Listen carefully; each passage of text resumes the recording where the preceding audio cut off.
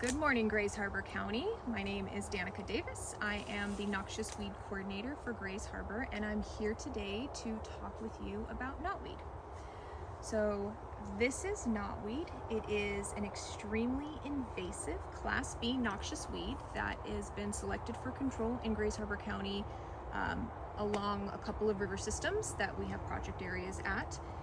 But it is prevalent throughout the county, and we wanted to take this time and this opportunity to equip you with the knowledge that you might need to battle it on your own property. So besides being very invasive, knotweed is also very hard to control because it has such an extensive root system. Knotweed can also readily regenerate from fragments of root or shoot as long as that root is containing a node. And a node is this section here that you get new leaf stems out of. When that makes contact with wet ground, it can, or in water, can generate roots, and that is a whole new plant. And this extensive root system is the reason why cutting, mowing, and digging are not very effective methods unless we are talking about extremely small patches. This is likely one organism that is encompassing this entire 5-acre infestation, and it's all connected in its root system. So knotweed frequently will grow in these clumps, and in this rhizome you see these older stems that turn darker in color. They're brittle, they break with your hand. These are not going to regenerate. This is what's left over every winter. It's completely dried out. You can also see a little nubbin. So next year this little red nub will become its own new stalk out of this same rhizome. And this rhizome has roots in addition to this knot. Those roots can go as far as 10 feet deep and 30 feet laterally, and all of these clumps are connected together. So that growth pattern creates a very dense system because of the way that it grows up and bows over and has these big leaves. There is very little light penetration underneath this knotweed patch, and nothing is growing under here except knotweed. It's creating a complete monoculture. This is very problematic. It's problematic in almost all types of ecosystems, but especially so in riparian ones, where we need trees along riverbanks for erosion control, for habitat, for woody debris. Woody debris is good for fish spawning, is good for invertebrates. This does none of that. So we want to get rid of it.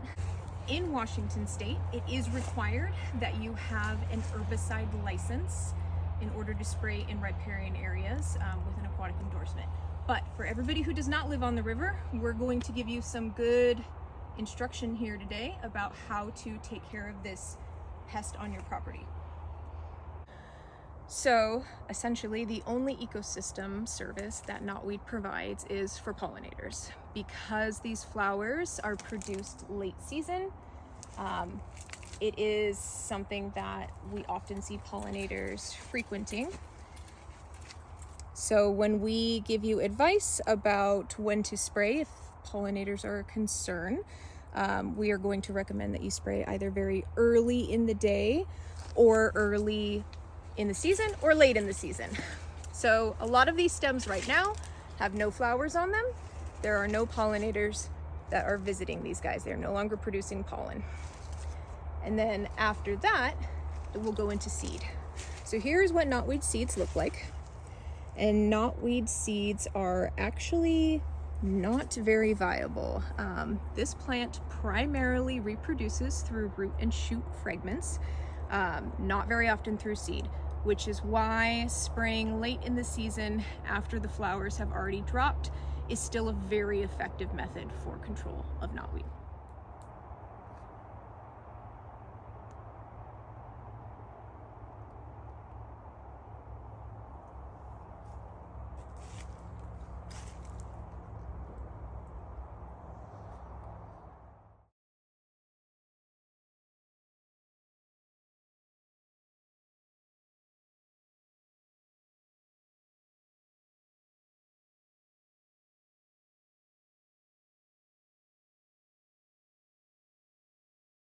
Hi, my name is Declan Foster, and I'm a technician with the Grays Harbor County Noxious Weed Control.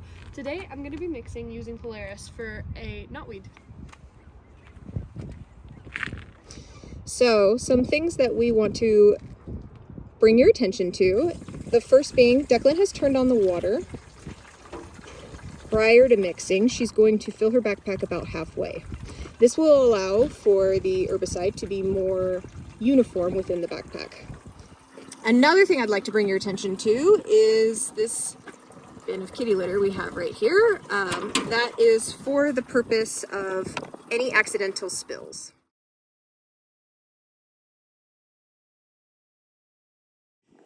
As Declan mentioned, the product we are using today is called Polaris. Polaris is an aquatic formulation of imazapyr, and imazapyr is one of the 2 most effective active ingredients for knotweed control. While Polaris is an aquatic formulated herbicide, and Washington State does require that applicators have a license and an aquatic endorsement if they want to spray in an aquatic area, you don't necessarily have to have that license to purchase this product for use in terrestrial areas. So that's what we're going to be talking about today, is the use of Polaris in a terrestrial area. Polaris has the signal word caution, and caution, out of all 4 signal word categories, represents the smallest amount of acute toxicity. So that means while working with Polaris, applicators can utilize the minimum amount of PPE, closed-toed shoes, long sleeves, chemical resistant gloves, and eye protection. The other product you see here is Competitor. Competitor is a modified vegetable oil. This acts as an adjuvant or a surfactant that helps the herbicide penetrate the plants. So the recommendation for knotweed mixture is to mix 0.5% of your adjuvant. We are going to be mixing 3 gallons today. So 0.5% of 3 gallons, there's 128 ounces in a gallon. So 1% is 1.28 ounces. Cut that in half and then times it by 3. So Declan just added 1.9 ounces into her backpack to mix 3 gallons. The recommended concentration for Polaris, or any of the previously mentioned brand names that have an aquatic formulation of imazapyr at approximately 27%, is exactly 1%. So when you are making your mixture, you want it to be 1% of your total volume. So for our 3 gallons, how many ounces is that, Declan? 3.8.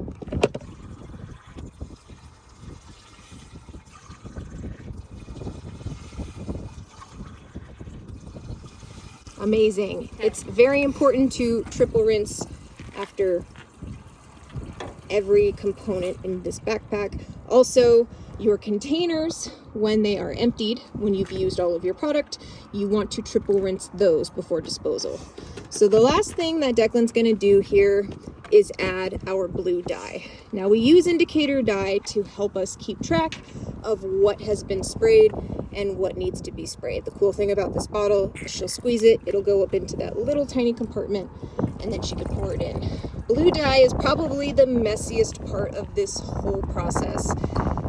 How much you add is really preference. I mean, you don't want to overdo it, or you might impact the way that the herbicide is able to penetrate the leaf surface. However, you do want to make sure that you're utilizing enough to really be able to see where you've been and where you need to go. Now Declan's all mixed up, and she's going to strap her backpack on and head out to the site.